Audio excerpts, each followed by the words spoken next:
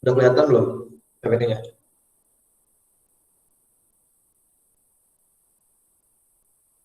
Ah, Assalamualaikum warahmatullahi wabarakatuh. Waalaikumsalam warahmatullahi wabarakatuh.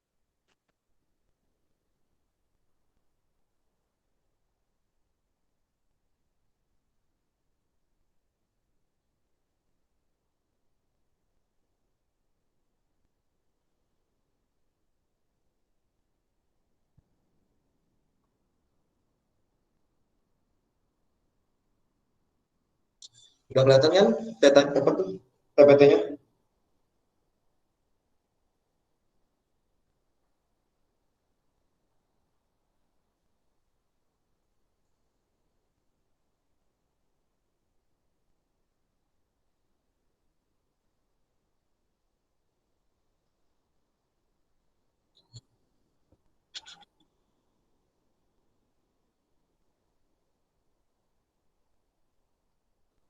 Nah, jadi eh, pada dasarnya atau secara umum, cara menghitung skala peta dia hanya menggunakan tiga rumus ini nih, yang ada di kanan. Rumus ini asalnya dari mana? Rumus ini itu dia asal asal penjumlah asal pembagian asal perkaliannya itu dari segitiga ini gitu. Nah, kalau kalian kalau kalian lihat segitiga ini, yaitu eh, ini saya biasanya nyebut segitiga peta gitu. Jadi di mana jarak itu jarak peta di atas, skala dan jarak sebenarnya itu ada di bawah. Jadi misalkan pada soal yang ditanya skala peta misalkan. Nah, maka untuk mencari skala peta yaitu dengan cara jarak peta dibagi jarak sebenarnya gitu. Jarak peta dibagi jarak sebenarnya. Nah, kalau dalam soal pertanyaannya mencari jarak peta, maka eh, rumusnya itu kan skala dikali oleh jarak sebenarnya. Jadi kalau yang ditanya jarak peta, skala dikali jarak sebenarnya.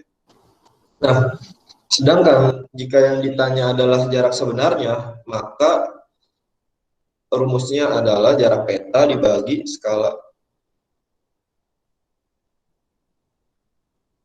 Gitu. Jadi silahkan buat yang mau sambil nyatet atau mungkin mau dengerin aja.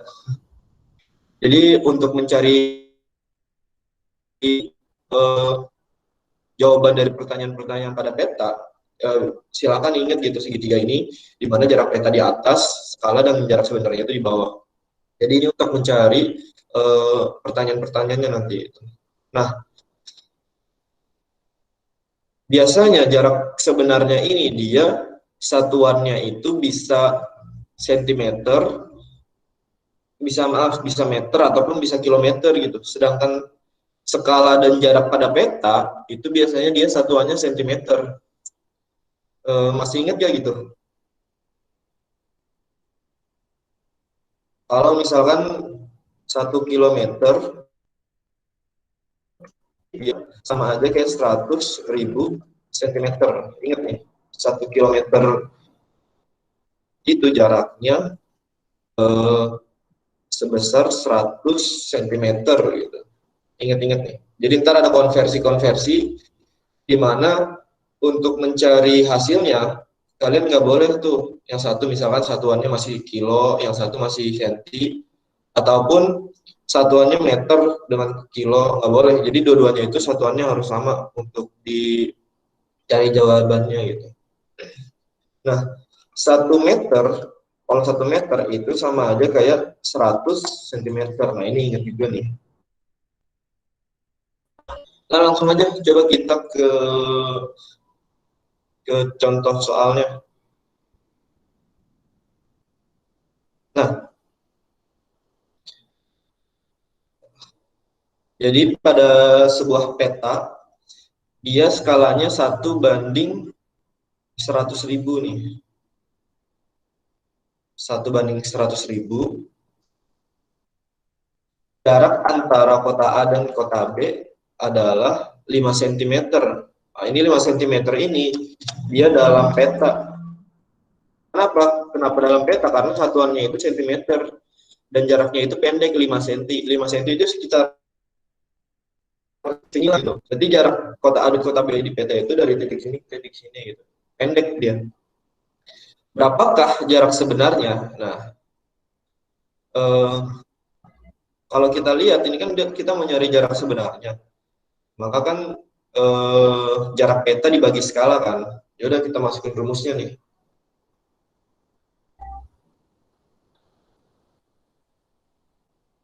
Misalkan yang pertama kita catat dulu gitu apa yang diketahui. Misalkan yang diketahui itu pertama dia ada tadi skala. Skalanya itu 1:10 juta ya. Makanya itu dia 5 cm kan. Nah, yang ditanya itu tadi berapakah jarak sebenarnya kan? Jarak sebenarnya A ke B gitu kan. Nah, ya udah jawab coba. Berarti kan tadi rumusnya itu untuk mencari jarak sebenarnya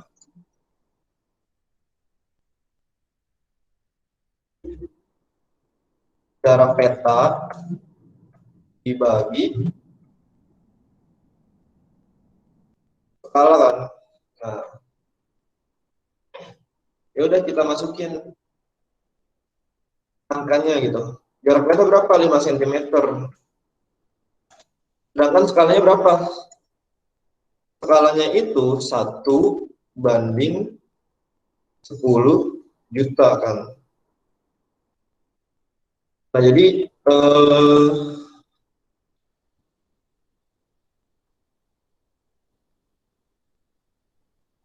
pakai rumus saja deh.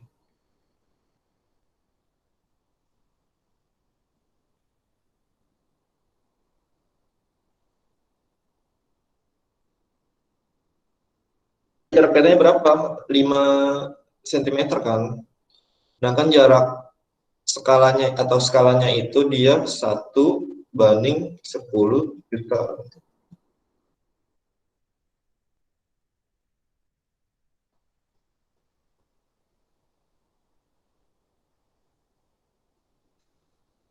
Nah, kalau ada jenis pecahan yang ada tiga ini, jadi pecahan yang ada tiga, jadi soal dibagi jenis pecahan kan, maka langkah selanjutnya gimana?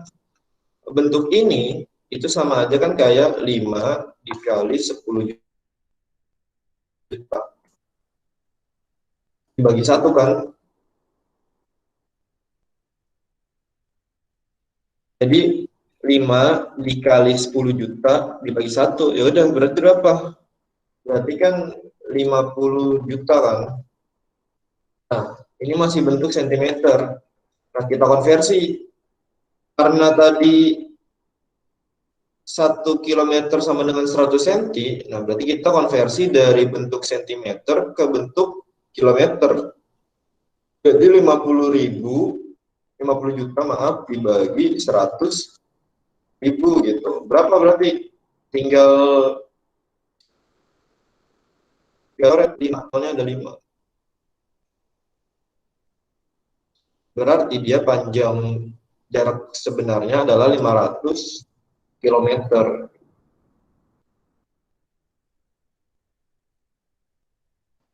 Nah, jadi berdasarkan segitiga ini kan tadi, maka untuk nyari jarak sebenarnya jarak peta dibagi skala. Saya ingat lagi nih, jarak peta dibagi skala. Jarak peta dibagi skala. Nah, yang di sini yang ditanya jarak sebenarnya. Berarti jarak peta dibagi skala. Nah, ini jarak petanya 5, skalanya itu kan 1:10 juta. Maka operasi bilangan atau operasi perkaliannya itu 5 dikali 10 juta dibagi 1 gitu. Nah, maka nanti dapat 500 km.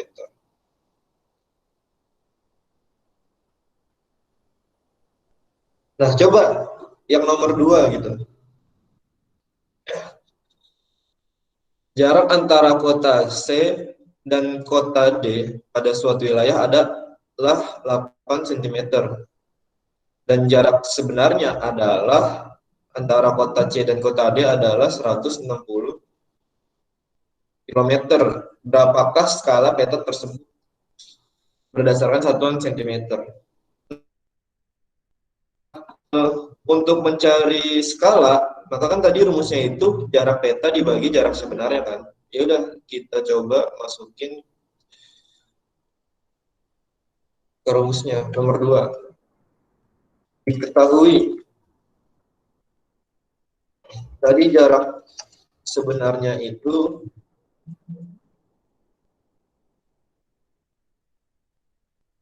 160 kilometer. Nah, 160 kilometer ini kita konversi jadi sentimeter dikali 100 ribuan. Nah, berarti nanti jadi 16 juta. Kan? Nolnya kita tambahin 5. Jadi 100 atau 16 juta sentimeter kan. Nah, jarak petanya berapa tadi? Jarak peta itu 8 cm.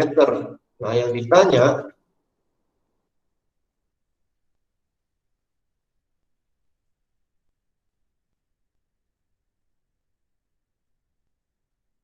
berapakah skala petanya kan? Skala peta. Nah, ya udah kita jawab. Berarti skala peta itu kan tadi rumusnya jarak peta dibagi jarak sebenarnya. Nah, berarti jarak petanya berapa tadi? Jarak peta 8 cm. Jarak sebenarnya itu 16 juta. Nah, kalau kayak gini gimana? Nah, untuk mendapatkan perbandingan kayak gini 1:10 juta, nah, atau mungkin nanti ini 1 banding berapa? Nah, maka pembilang dan penyebutnya kita bagi 8, karena biar nanti ini tuh 1 banding. Nah, ini kan 8 dibagi 8 itu 1, maka nanti 16 juta dibagi 8 itu berapa? Itu kan berarti 2 juta kan. Jadi di sini pembilang dan penyebutnya dibagi dengan 8 gitu. Jadi pembilang dan penyebutnya kita bagikan 8. Biar ini nanti jadi 1 dan ini bisa dapat hasilnya. Berarti 16 juta dibagi 8 itu kan sama dengan 1 juta. Jadi skala petanya berapa? Jadi skala petanya adalah 1:2 juta.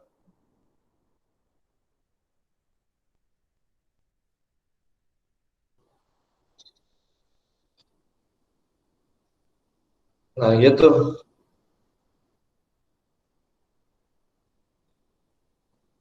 Nah, ini ada lagi nih. Menghitung perbandingan peta. Jadi menghitung perbandingan peta ini dia nanti ada petanya itu perbesaran atau perkecilan pada peta. Jadi petanya itu di zoom in atau di zoom itu pasti nanti skala petanya berubah kan. Otomatis jarak di petanya itu juga pasti berubah. Tapi yang nggak berubah itu jarak sebenarnya. Jadi yang berubah kalau misalkan petanya di zoom in atau di zoom out itu jarak peta dan skala petanya pasti berubah gitu. Nah, untuk mencari berapa skala dan berapa perubahan jaraknya itu ada rumus ini. Jadi jarak peta 1 dikali skala yang pertama terus jarak peta 2 dikali skala yang kedua. Nah, coba di soal nih. Pada peta tanpa skala diketahui jarak A ke 5 meter. Ini berarti peta 1 nih. Ini peta 1. Pada peta tanpa skala jaraknya A ke B adalah 5 cm. Nah, yang ini berarti peta 2 nih. Pada peta dengan skala 1/100.000, jarak yang sama adalah, nah ini maksud jarak yang sama di sini adalah jarak sebenarnya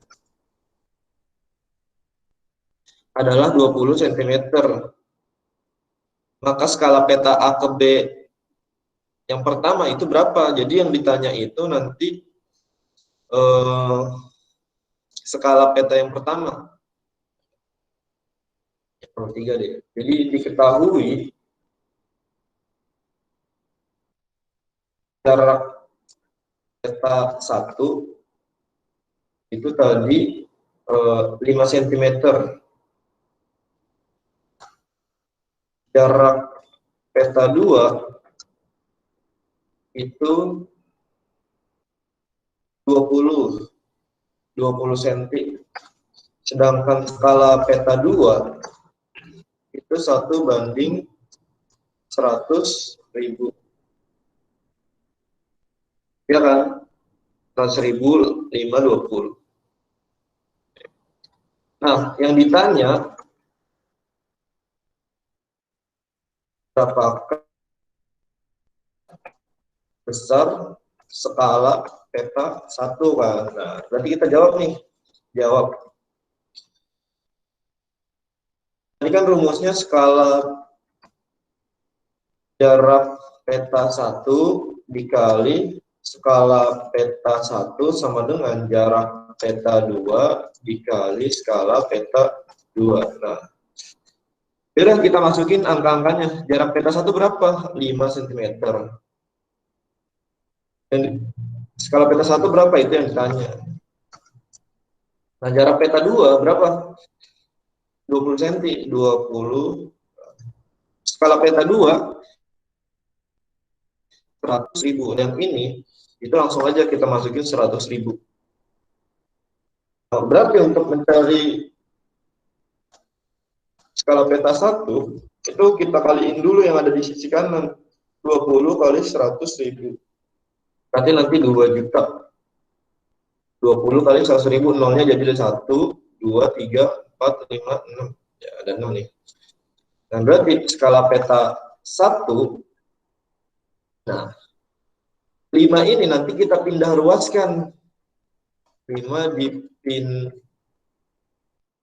ruaskan ke sisi kanan. Berarti 2 juta, karena ini dikali, maka nanti di sini dibagi 22 juta dibagi 5. Berarti nanti skala peta satunya adalah 400.000 atau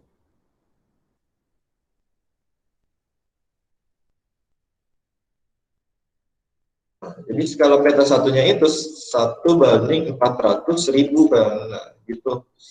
Jadi ini untuk mencari skala peta pada peta yang diperbesar atau diperkecil.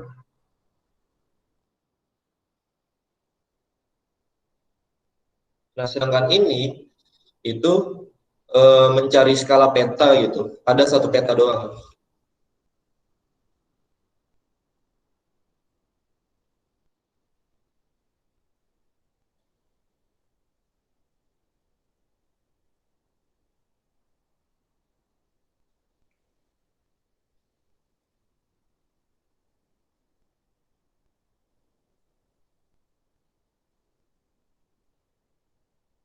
Nah, selanjutnya nih peta kontur. Jadi ada penjelasannya dikit. Jadi peta kontur adalah peta dengan garis-garis kontur. Nah, garis-garis kontur adalah garis yang menunjukkan ketinggian tempat yang sama. Jadi selama itu masih satu garis atau satu lingkaran yang sama, itu dia ketinggiannya sama gitu. Misalkan pada gambar ini bentuk muka buminya seperti ini gitu. Pada gambar ini tonjol di tengah, bentuknya itu gunung dengan satu pucuk, satu puncak gitu. Ini ada 2 puncak nih berarti. Ya. Jadi ini itu namanya penampang melintang dari konturnya. Nah, jadi kontur interval itu dia jarak dari antara dua garis kontur.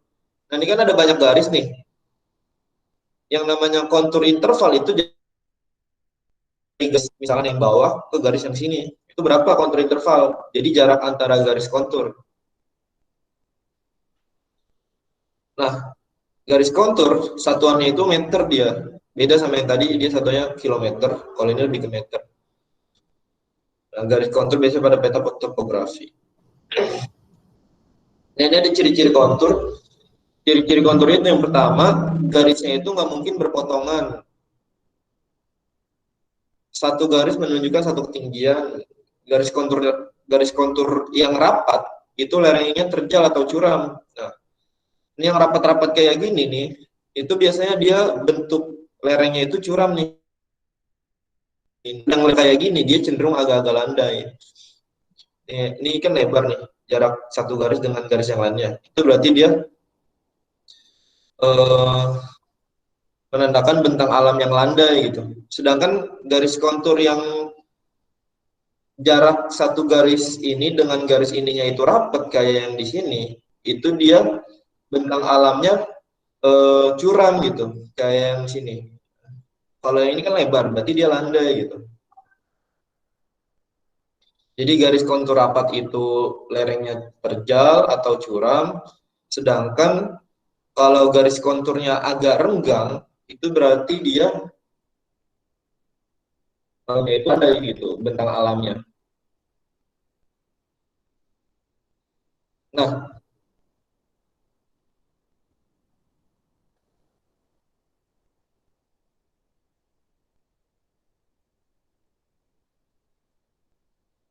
nah ini jarak jarak kontur menunjukkan dia interval atau perbedaan tinggi ya. Biasa satuannya itu CI, kontur interval dia artinya. Nah ini angka kontur satuannya sentimeter. Nah, ini ada penjelasan lanjut nih.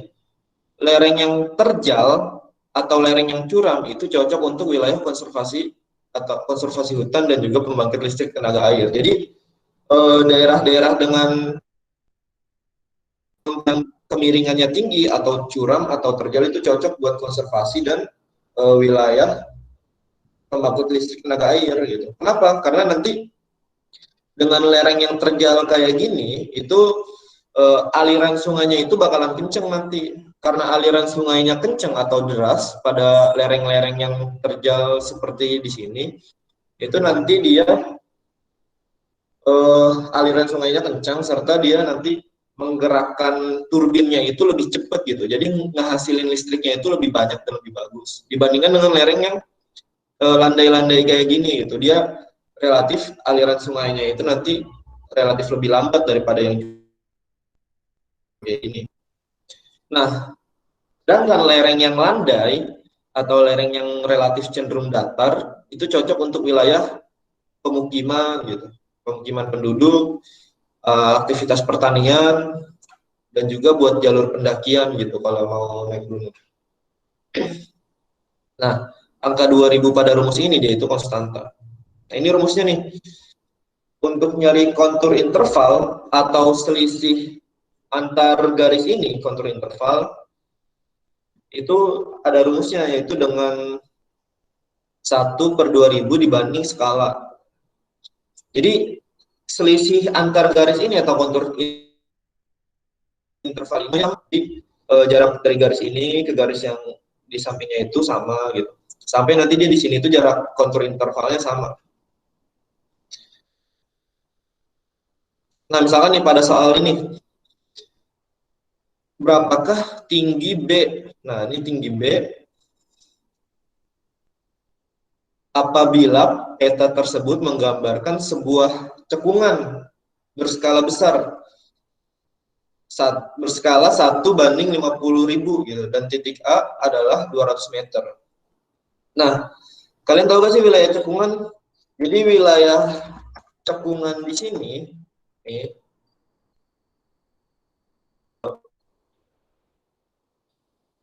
adalah daerah yang lebih rendah daripada daerah sekitarnya gitu.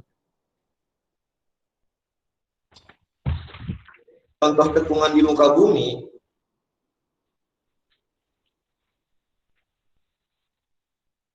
itu adalah lembah. Jadi lembah itu bentuknya cekungan dia, atau daerahnya itu lebih rendah. Lembah, selain lembah apalagi berarti yang daerahnya lebih rendah? Ada danau, jadi danau itu cekungan tuh. Terus jurang itu juga cekungan, jadi nah, lawannya cekungan ada apa? Ada namanya wilayah apa namanya? Cembung pasti. Nah, ini dia adalah wilayah perbukitan, wilayah gunung atau perbukitan.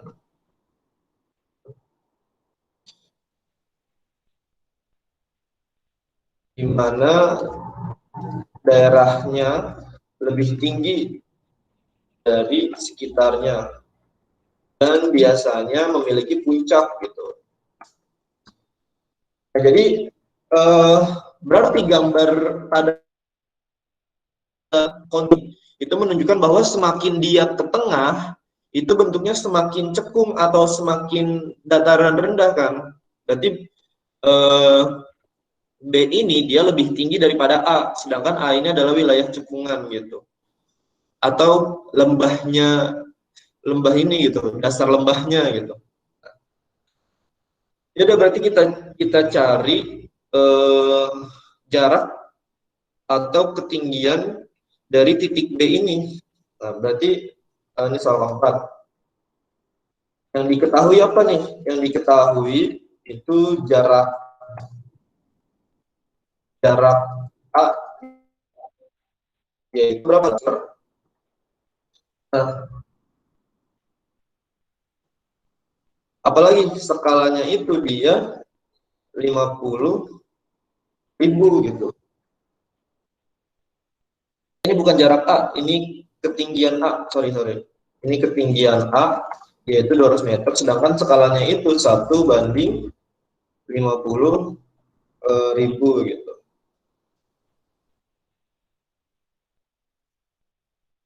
Nah, berarti sekarang untuk mendapatkan ketinggian B, nah ketinggian B ini, maka kita harus mencari yang namanya kontur interval.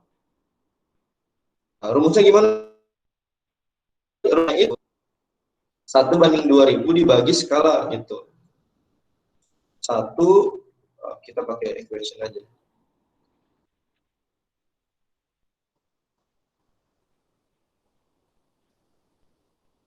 1:2000 berapa? 50.000. 1:2000. Nah, kita kalikan dengan skala. Skalanya berapa? Skalanya 50.000. Nah, berarti kita coret nanti 50.000 dibagi 2.000 berapa? 50 bagi 2, 25 kan?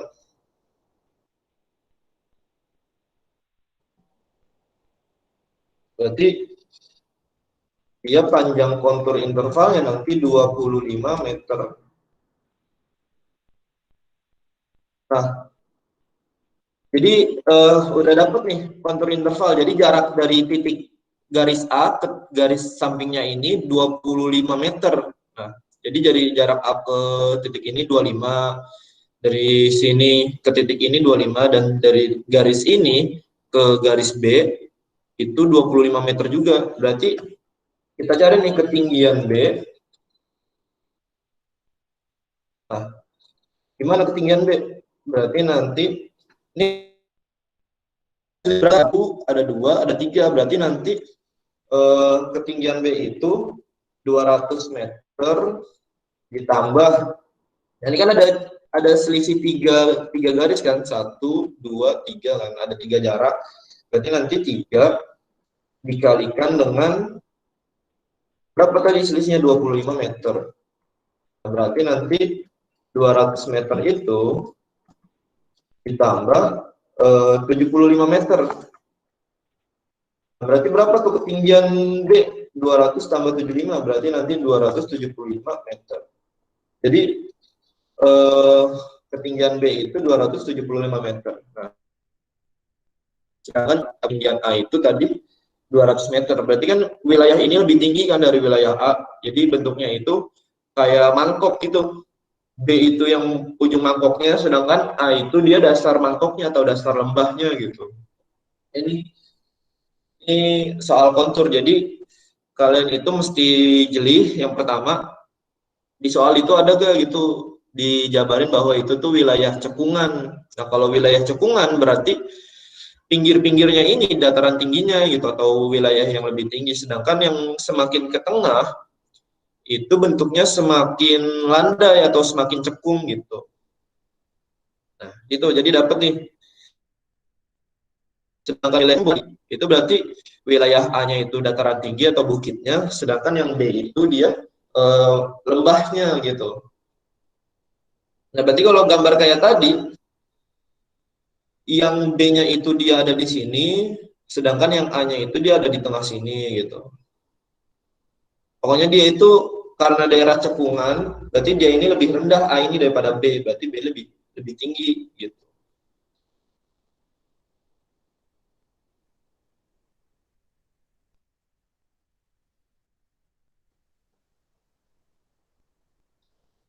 Nah, mungkin itu aja pertemuan penghitungan petanya, pertemuan kali ini. Silahkan cek di classroom kalian. Saya udah ngasih latihan.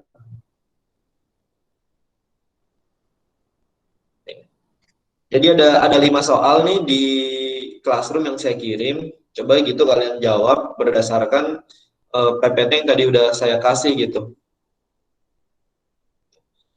Format mengerjakannya itu kayak saya ngerjain tadi, ada yang diketahui, ada yang ditanya, dan jawaban gitu. Nah, tugas dikerjakan secara individu nih, ingat nih. Ini aja kayak buku, boleh dari Word, PPT atau apa saja lah gitu. Nanti dikirim dalam bentuk foto ke ataupun filenya gitu ke classroom. Nah, tenggatnya itu hari ini sampai jam 12 malam.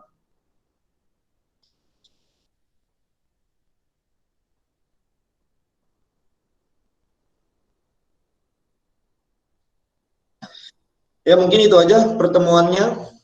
Udah lumayan lama juga ya, berarti dari tadi mulai kita 8 apa tuh 7.40 ya sampai 8.19. Nanti PPT yang ininya, yang ada jawaban-jawaban ininya, saya kirim ke kalian biar kalian pelajarin juga nanti cara ngejawab soalnya kayak gimana. Ada yang mau nanya gak gitu mungkin kaitannya sama pelajaran tadi atau mungkin Tidak ada, Pak. pertanyaan yang lain? Tidak ada, Pak.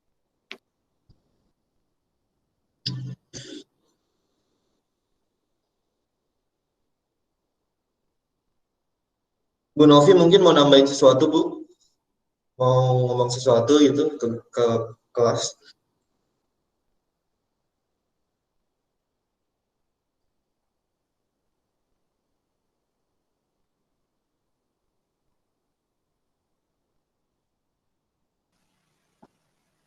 Pesan Ibu ini saja apa?